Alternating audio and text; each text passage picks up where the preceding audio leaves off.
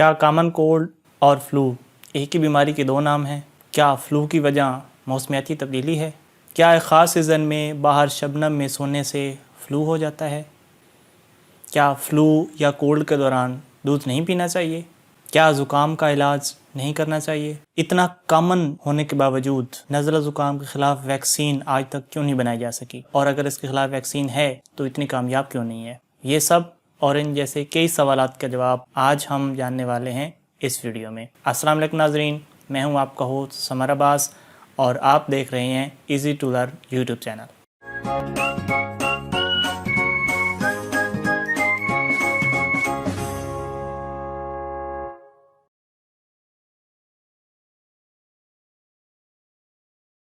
नहीं, ये दो अलग अलग बीमारियां हैं। दोनों बीमारियों की अलामात में काफ़ी हद तक ममासलत पाए जाने के बावजूद और दोनों के काजिंग एजेंट्स एक होने के बावजूद दोनों डिफरेंट बीमारियां हैं। फ्लू की अलामात ज़्यादा शदीद होती हैं कॉमन कोल्ड की निस्बत। इसमें हाई टेम्परेचर फीवर हो सकता है, इसमें मसल्स में बॉडी में पेन हो सकती है। एक और डिफरेंस ये भी है कि कॉमन कोल्ड की रीजंस वायरस है। अगरचा more than 200 types of virus can cause common cold, लेकिन सबसे ज़्यादा commonly infecting agents virus rhinoviruses और कोरोना वायरसेस हैं। सो कॉमन कोल्ड की काजिंग वायरस राइनोवायरस और कोरोना वायरस हैं, जबकि फ्लू के काजिंग एजेंट इन्फ्लुएंजा वायरस हैं। इन्फ्लुएंजा वायरस की 4 टाइप्स हैं, type A, B, C and D. So हम कह सकते हैं कि इनकी अलामात में भी काफ़ी हद तक सिमिलैरिटी पाई जाती है और दोनों के काज वायरसेस हैं, लेकिन ये दोनों डिफरेंट हैं।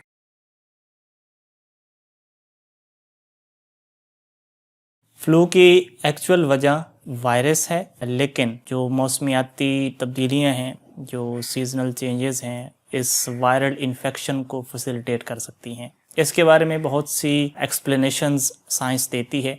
कुछ रीज़न्स ऐसी हैं जो वेल एस्टेब्लिश्ड हैं और कुछ रीज़न्स ऐसी हैं जिन पे भी रिसर्च हो रही है। इतने एविडेंसेस हमारे पास नहीं है कि हम एक फर्म कंक्लूजन ड्रा कर सकें। एक रीज़न जो हो सकती है वो ये है कि विटामिन डी हमारे रिस्पायरेटरी ट्रैक्ट की इन्फेक्शन के ख़िलाफ़ एक प्रोटेक्टर के तौर पे काम करता है। ये प्रोटेक्ट करता है हमें रिस्पायरेटरी ट्रैक्ट की इन्फेक्शन के ख़िलाफ़।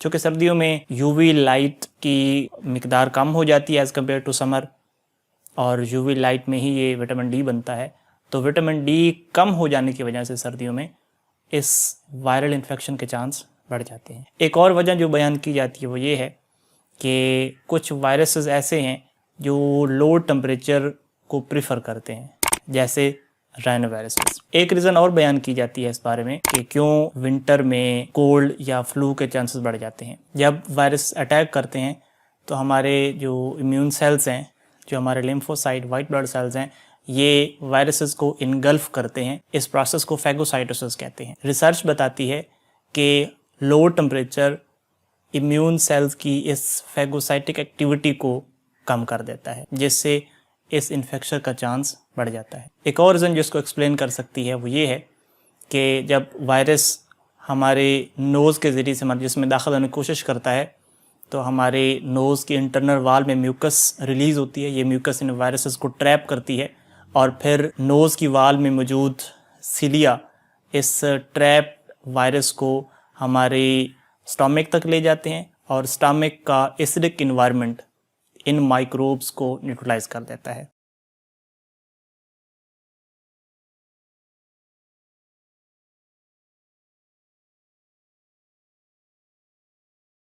जी नहीं, बाहर सोने से, शबनम में, डीयू में सोने का फ्लू या कॉमन कोल्ड से कोई लिंक नहीं है।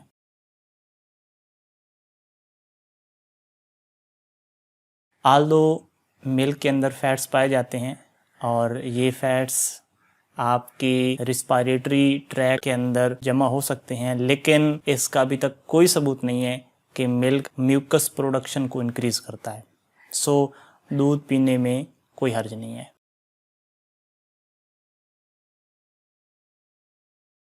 कोल्ड या फ्लू का एक्चुअल काज वायरस है, so anti viral drugs effective साबित हो सकती हैं, लेकिन हमारा जो नेचुरल इम्यून सिस्टम है ये 3 से 4 दिन के अंदर ही इन वायरस के खिलाफ फाइट करता है और इनको एलिमिनेट कर देता है। लिहाजा एंटीवायरल ड्रग्स की ज़रूरत हमें नहीं पड़ती। लेकिन क्या फ्लू या कोल्ड के सिम्टम्स जैसे बुखार, सर दर्द, बदन दर्द, स्नीजिंग, रनी नोज, इनको ट्रीट करना चाहिए? इसको समझने के लिए हमें थोड़ा सा अपने डिफेंस को समझना होगा।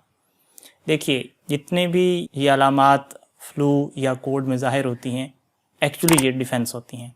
जैसे बुखार हो जाता है, हमारे बॉडी टेम्परेचर बढ़ जाता है, तो ये बॉडी टेम्परेचर का बढ़ना इम्यून सेल्स को वायरस के ख़िलाफ़ लड़ने में मददगार साबित होता है। इससे वायरस के ख़िलाफ़ फाइट आसान हो जाती है, सो ये फ़ायदेमंद है। इसी तरीके से रनी नोज़ यानी म्यूकस की प्रोडक्शन, जो म्यूकस पैदा होता है हमारे रिस्पायरेटरी ट्रैक्ट के अंदर, ये म्यूकस इन वायरसेस को ट्रैप करता है।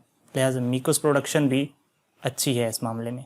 इसके अलावा हमारे बदन में जो दर्द होता है वो इसलिए होता है क्योंकि जब वायरस अटैक करता है और उसके मुकाबले में हमारा इम्यून सिस्टम उन वायरसेस के ख़िलाफ़ फाइट करता है, तो उस दौरान इन्फ्लेमेशन पैदा होती है और उस इन्फ्लेमेशन के नतीजे में हमारे मसल्स में पेन होती है।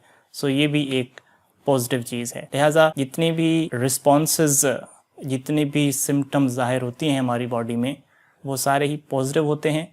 वो हमारी वायरस के ख़िलाफ़ जंग के लिए ज़रूरी होते हैं। लिहाजा जहाँ तक मुमकिन है इसको ट्रीट नहीं करना चाहिए। हमारे बॉडी को, हमारे नेचुरल इम्यून सिस्टम को, नेचुरल डिफेंस को अपना काम करने देना चाहिए। हाँ, अगर अलामात ज़्यादा शदीद हों, नाकाबिले बर्दाश्त हों, तो लाइट सी डोजेस से इसको ट्रीट किया जा सकता है।